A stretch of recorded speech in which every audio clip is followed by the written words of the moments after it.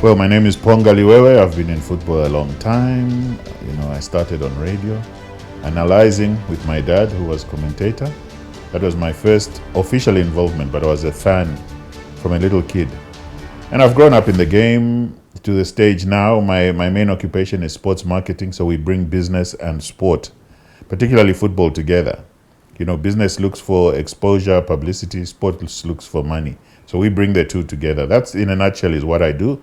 I also do a lot of writing, because one time I was deputy editor of African Soccer magazine based in London. So in the last year or so, my passion for writing has reignited, and I've been working on a series now with CEC on the 50th anniversary of Power Dynamos, which happens to be the team I support as well. I started to support Power Dynamos later on when I was at university in Kitwe. I was fortunate to go to Kitwe again. Watched them a lot, never missed a game. I was also happy to witness some great occasions, becoming African champions in 1990. I was also there in 82, the first time they lost to Arab Contractors in Independence Stadium. I watched that game. I watched them win the cup. I've seen some of the high moments of Power Dynamos, so it's really something that is very close to me. So Dennis Liwewe, my dad, was, and you see the word dad, that's what is the applicable word. It's not so much the football in our relationship, but the fact that he was my dad, with a lot of guidance, a lot of direction, where to be, how to behave, what to do, demanding good results in school. Those are the things he focused on. But we went to football together. For me, it was a great opportunity because, all my generation loved football, but he had that access which gave me opportunities to meet great players. And then it grew on. I remember the first game I analyzed. I would sit with him in the commentary box. He would be doing his commentary and I'm watching the game from there, because it's the best view you can have in the stadium. So one day some guy is unavailable to do the analysis of the game, and he says, okay, you'll do the analysis. I wasn't expecting it. Chitalu must build himself today or phase out. This is his last hope in hell. It is today or never for Chitalu. But because I'd watched football so many times, I watched the matches, I watched World Cups on TV, I know the tactics, I read about formations, I read about the thinking of the coaches. I was able to instantly jump in there. The mic was put in my face and I spoke, And I did a couple of times and people said, okay, this guy seems to know what he's doing. Maybe we should give him more opportunity. And that's how I got into football media and the media space. And thereon, it moved from on radio to television. From television, I worked for about 5 years in London writing. So on a coaching front, people like Freddie Mwila, he played for Aston Villa in England. When he came back, he had the opportunities to do coaching courses under Arthur Davis, given a lot of exposure, which was why he was able to stand out among the top coaches in the country. Of course, Nkana had Moses Simwala, Mufulira Wanderers had Zoom. But Freddie Mwila was up there among the best, and a man who demanded nothing else than excellence from his players. My name is Freddie Mwila. I joined the Power Dynamos in 1979. I came from Botswana, where I was working.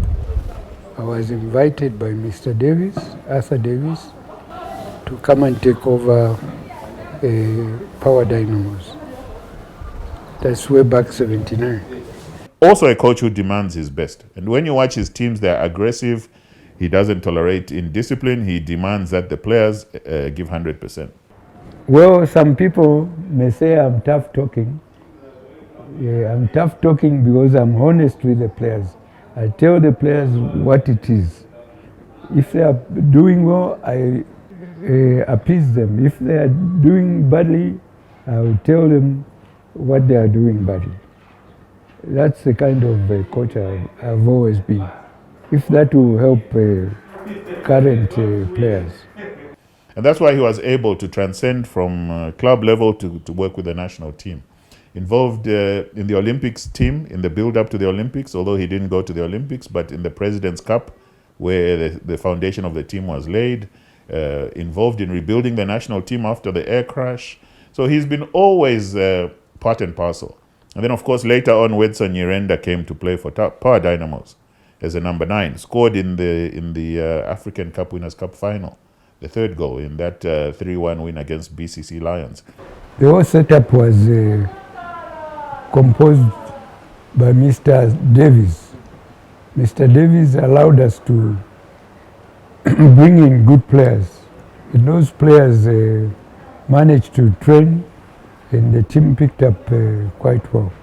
The combination of youngsters that played in the reserve and the first team also encouraged the team to be what it was. I mean, the fans also made great impact for Power Dynamos.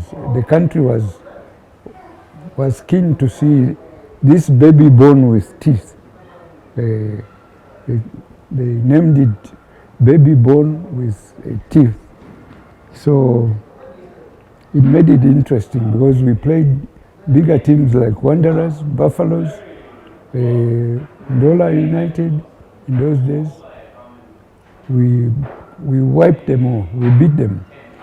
And players were very popular. And the fans were filling in the football ground in whatever game we had. Without the backing of CEC, it would be extremely difficult for Power Dynamos. Incidentally, the one club among the top clubs who has never been relegated. All their big rivals, Mufulira Wanderers, Nkana, Nchanga, etc., have gone down to the lower ranks. Power Dynamos, once they came up to the top league, have stayed up there. So this wouldn't have happened without the full support, the full backing of CEC. But what should be understood is that it's not only about the money. It's about the commitment on the field. It's about the right decisions regarding staffing, coaching, other technical staff, the model that you think will work for you. And if you look at a good example is the way Liverpool became champions. There's your Manchester City with endless resources in terms of pockets. Chelsea with resources that Liverpool could only dream about. But Liverpool, you know, is a people's team. They have the structures, they have the organization, and not the deep pockets, but the results were delivered. So in my mind, the Power Dynamos of the future, I see it rebuilding where it once stood by adopting almost the Liverpool model, where resources can take you so far, but it's other structures, your youth structures, for example. Power Dynamos are turning 50. They've done very well. Let them do another 50 and bring success to the club. I would encourage that management behind Power Dynamos encourage the boys to bring in fame, to work hard and bring fame again to the club. I would say that. And good luck to them.